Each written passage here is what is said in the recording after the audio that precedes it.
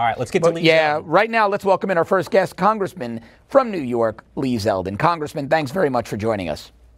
Happy to. Thanks for having me.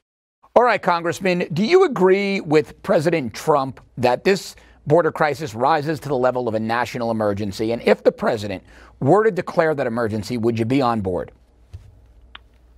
I do believe that this is an emergency, and it's been an issue for a very long time. This is one that before President Donald Trump was elected, many of the people who are opposing him on this now have a voting history of taking positions, not just rhetorically, but actually with their voting card, to support money for a physical barrier. 2006, the Secure Fence Act passes.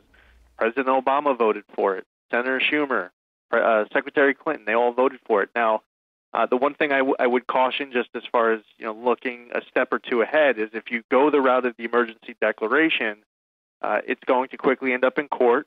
There are federal district court judges that were appointed by President Clinton, by President Obama. There are circuit courts. The Ninth Circuit comes to mind, where you have left-leaning activist judges who are going to very quickly shut it down. So it's going to be a drawn-out process. Probably would have to go up to the Supreme Court. The way that this process should work is Congress doing its job, and this is a new position that Congress is taking, that the congressional Democrats are taking against there being money allocated for physical barriers. There's a long history of it, and they're only doing it because they don't want President Trump to have a win. Congressman, I want to get your reaction to something that House Speaker Nancy Pelosi said just a short time ago about the prospects of President Trump declaring a national emergency. Take a listen. If and when the president does that, you'll find out how we will react. But I'm not going to that place now. But I think the president will have problems on his own side of the aisle for exploiting the situation in a way that enhances his power, but not to go there. Let's see what he does. Right now, there is a path. Open up government. Let's have this discussion on where we can agree. Congressman, yesterday we reported on a group of about 8, I think, Republican senators who said they want President Trump to go ahead and open back up the government. But I wanted to get your take on what Nancy Pelosi said there. Are you at all concerned about some of the party, maybe the support within the party eroding away underneath President Trump for this position? Well, no, there was a vote in the House that took place yesterday where 8 Republicans voted with the congressional Dems, the House Dems. It should be noted last week when there was a vote on funding, and it was a similar proposal where they just combined these individual bills into one. Last week there were 7. So actually what I've seen on the floor, and as well as the meetings that I've been part of, which included a meeting with the Vice President, Secretary Nielsen, in the House Republican Conference a few days ago, is that I'm seeing a lot of consistency this week with last week. Although there are a few dissenters in the House and the Senate, and there are people on the other side of the aisle who are in districts, especially some of these freshman Democrats who are in districts that believe that we should be allocating more money for border security and a physical barrier. So I think it cuts both ways. To Nancy Pelosi's point about you'll see what happens, I think it's pretty clear what happens is you're going to have Democratic attorney generals filing a lawsuit, and then Nancy Pelosi would look to have Congress join that lawsuit and issue support for it publicly and to the judges directly. And as far as the negotiation piece of that clip you just played with Pelosi, both before the partial government shutdown and during the partial government shutdown, she has been unwilling to negotiate.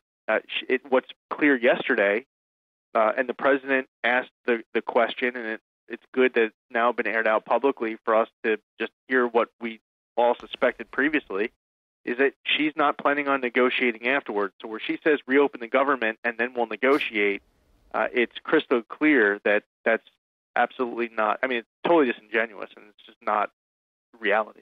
Well, Congressman, the president seems to agree with you. I want to play you another clip of President Trump from this morning. Specifically, let's listen to what he said about those Democrats, Chuck Schumer and Nancy Pelosi. The economy is incredible. We're negotiating and having tremendous success with China. And I find China, frankly, in many ways, to be far more honorable than Brian, Chuck, and Nancy. I really do. I think that China is actually much easier to deal with than the opposition party. Strong words from the president, Congressman, that the Chinese are more honorable, negotiate in better faith than Democratic leadership in Congress. What's your take on that? Well, if you sit down with Chinese leadership, they are not going to walk out of the room and dishonestly claim that the president of the United States was banging on the table. He was unbecoming of a president. The way that the narrative was twisted instantly by congressional Democratic leadership is not what you would see, whether it's here in the United States with most others you sit down in a negotiation with, and most other countries, whether they be friend, foe, or somewhere in between.